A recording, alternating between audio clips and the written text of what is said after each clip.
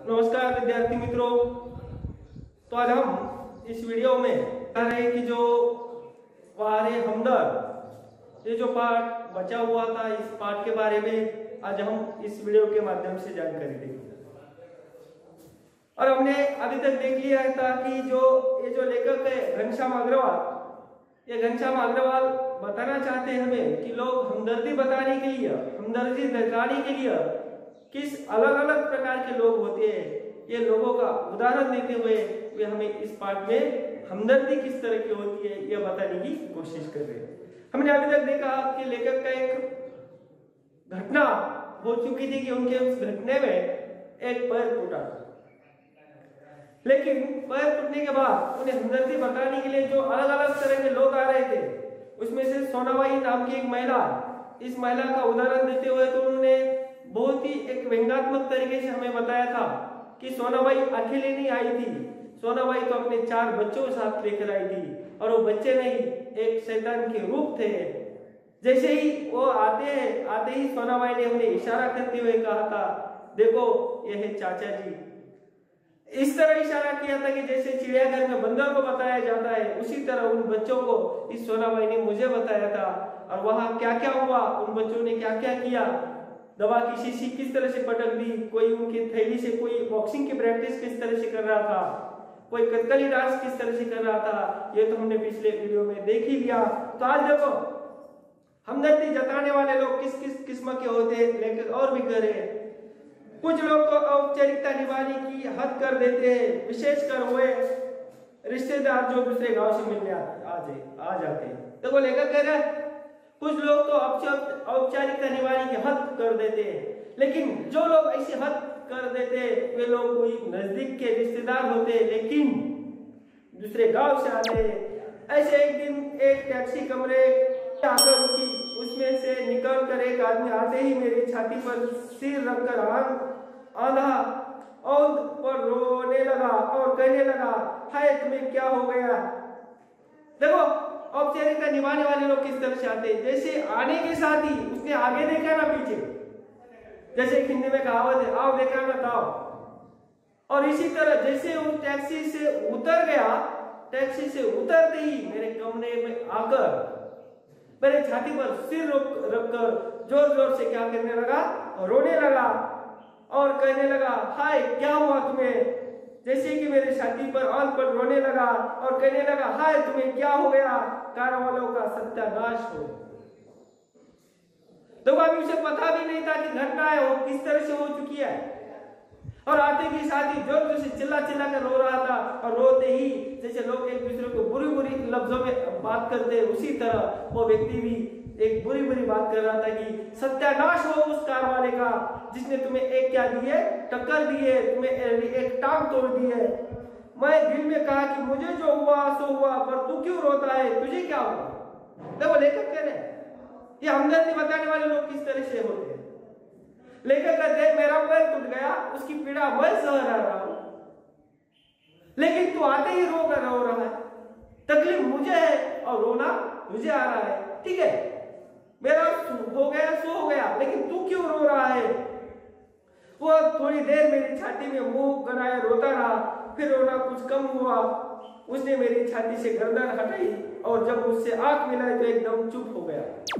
देखो अभी यहां से आगे तो आगे किस तरह का किस्म घटना हो रही है। वो बहुत देर तक छाती पर सर रखकर रो रहा था, लेकिन कुछ समय बाद रोना थोड़ा शांत हुआ और रोना शांत होने के बाद एक दूसरे की नजर हो गई, और नजर हो गई तो वो रोने का बिल्कुल चुप हो गया और क्या फिर धीरे से हंसते हुए बोला, माफ करना मैं गलत कमरे में गया।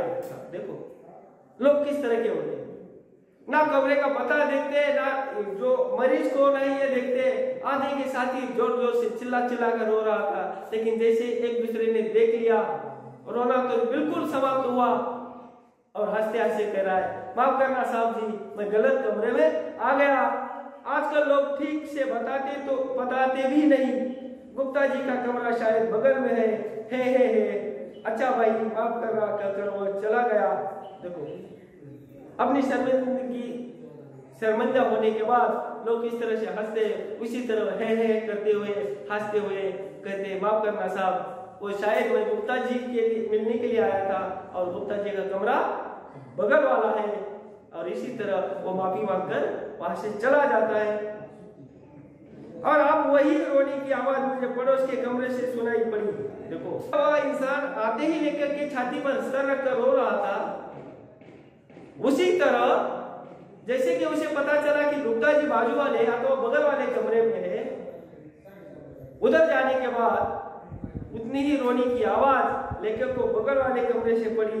मुझे उस आदमी से अधिक गुस्सा अपनी पत्नी पर आया, क्योंकि इस प्रकार रोता देख पत्नी ने उसे मेरा रिश्तेदार या करीबी मित्र समझकर टैक्सी वाले को पैसे, इतना यहाँ पर एक अफसोस कर रहे, लेकर कह रहे कि वो जो लोग मुझे मिलने के लिए आया था, मेरे पास आकर जोर जोर से चिल्ला कर रो रहा था, उस व्यक्ति का मुझे ज्यादा गुस्सा नहीं आया, लेकिन मुझे उस व्यक्ति से ज्यादा गुस्सा मेरे पत्नी का आ गया, क्योंकि उसे ऐसा लगा था कि मेरा कोई करीबी दोस्त या नजदीकी रिश्तेदार है, इसीलिए उस व्यक्ति का रिक्शे का जो टैक्सी का भाड़ा है मेरे पत्नी ने दिया था, इसीलिए मुझे उस व्यक्ति से ज्यादा मेरे पत्नी पर गुस्सा आया।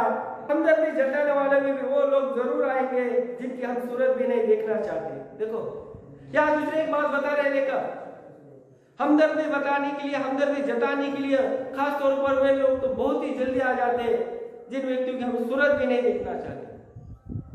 हमें ऐसा लगता है कि ऐसे व्यक्तियों की सूरत देखने के बाद दिन ठीक तरह नहीं चला जाता, ऐसे व्यक्ति ही हमें हमदर्दी जताने के लिए बहुत जल्दी आ जाते हैं। लेकिन मैं तो लेखक का तो कहने का मतलब है, मैं ऐसे व्यक्तियों की सूरत भी नहीं देखना चाहता।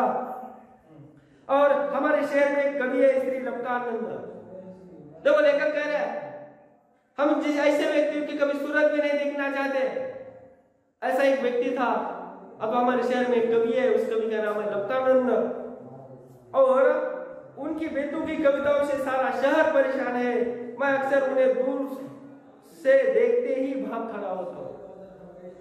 देखो लेखक कह रहे इनकी बेटों की, अब इनकी जो इतनी खराब कविता से पूरा शहर परेशान है, और लेखक कहते वो सामने से मुझे दिखाई दे दिया तो मैं रास्ता बदल कर दूसरे गलियों से मैं भागकर चला जाता था।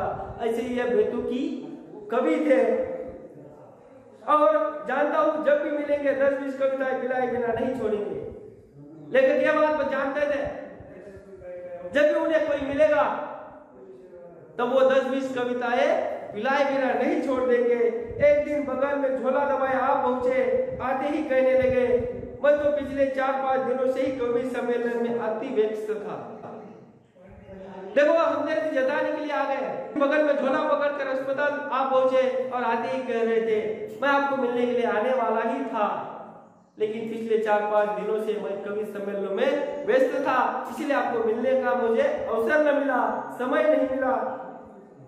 सच कहता हूँ कसम से मैं आपके बारे में ही सोचता रहा, रात भर मुझे नींद नहीं आई, और हाँ रात को इसी संदर्भ में मैं यह कविता बनाई। देखो अभी लेखक जो नहीं चाहते थे वही सामने आ गया कि मुझे पता चला कि आपका घटना हो चुकी है, मैं रात भर सो नहीं पाया, बारे में ही सोच रहा था, और इसी संदर्भ में मैंने आप पर एक कविता बनाई है। और वो कविता किस तरह की थी, देखो यह झोले में डायरी निकाली और लगे सुनाने कविता थी। वो कविता अपने झोले में से डायरी निकाली और सुना रहे थे। देखो कविता किस तरह की थी, राजधानी है शिलोंग, राजधानी है शिलोंग, मेरे दोस्त की टूट गई है टांग, मोटर वाले तेरी ही साइड थी रॉन्ग। देखो लेखक की टांग पर उन्होंने कविता बनाई है। हम देखे जगह जगह जो कवि होते हैं, जो शायर होते हैं, अपने एक अंदाज में कोई शायरी बना लेता है, कोई कविता बना लेता है। और उसी तरह ये जो लपकानंद जी है, इस लपकानंद जी ने भी लेखक के एक टांग पर कविता बनाई थी, और कविता बनाते समय कुछ लफ्ज ऐसे थे, असम की राजधानी है शिलोंग, मेरे दोस्त की टूट गई है टांग, सगा मोटर गाड़ी वाले तेरी ही साइड थी रॉन्ग। ऐसी जो कविता, इस कविता जब सुनना ही दे दिया लेखक को, तो लेखक की अवस्था क्या हुई थी। देखो कविता सुनकर वे मुझे ऐसे देख रहे थे मानो उनकी एक आंख पूछ रही हो, कहो कविता कैसी रही। देखो प्रश्नार्थक चिन्ह है यहाँ पर। जैसे ही कविता सुन ली, कविता सुनने के बाद उन्हें ऐसा लगा कि मेरी ही जो कविता कैसी रही। और दूसरी आंख पूछ रही, वो बोल बेटा अब भी मुझसे भागेगा। मैंने जल्दी से चाय पिलाई और फिर कविता सुनने का वादा कर बड़ी मुश्किल से विदा लिया। देखो अभी लेकर यह चाहते थे कि अब यहाँ से कब चला जाएगा, और इस कवि को पता था अभी तो ये इसके पैर टूट गया है, इसकी एक टांग टूट गई है, ये मेरी कविता सुनना ही पड़ेगी इसको, ये तो भागकर नहीं चला जा सकता। इसीलिए लेखक ने क्या किया, जल्दी से चाय पिला ली और उसका उन्हें एक विदा कर दिया, वहां से उन्हें भेज दिया। अब मैं रोज ईश्वर से प्रार्थना करता हूँ कि हे ईश्वर, अगर तुझे मेरी दूसरी टांग तोड़नी है तो जरूर तोड़, मगर कृपा कर उस जगह तोड़ना जहां मेरा कोई भी परिचित। देखो अभी लेखक इन हमदर्दी बताने वाले से इतना परेशान हो चुका था, इतना तंग आ गया था कि वो भगवान से प्रार्थना कर रहा, ईश्वर से प्रार्थना कर रहा था कि हे भगवान, अगर तुझे मेरी दूसरी टांग तोड़ना है जरूर तोड़ दे, लेकिन ऐसी जगह तोड़ दे जहां मेरा कोई परिचित न हो, जहां मुझे कोई हमदर्दी बताने के लिए ना आए, जहां मुझे आराम से सोने देंगे, ऐसी जगह तोड़ दे। यही भगवान से क्या कर रहा था, वो प्रार्थना कर रहा था। और क्योंकि बड़े बेदर्द होते हैं ये हमदर्दी जताने वाले। देखो सचमुच बहुत बड़े बेदर्द होते हैं।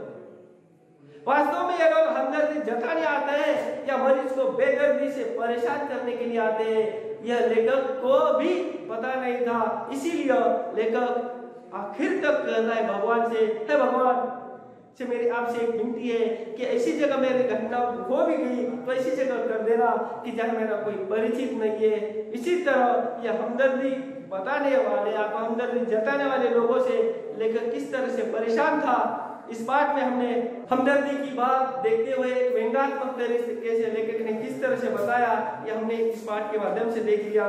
तो यहाँ पर स्वाध्याय सभी छात्रों ने अपने घर पर यह स्वाध्याय पूरा कर लेना। तो हम यहाँ आज रुकते, मिलेंगे अगला पाठ लेकर अगले वीडियो में। तब तक के लिए नमस्कार।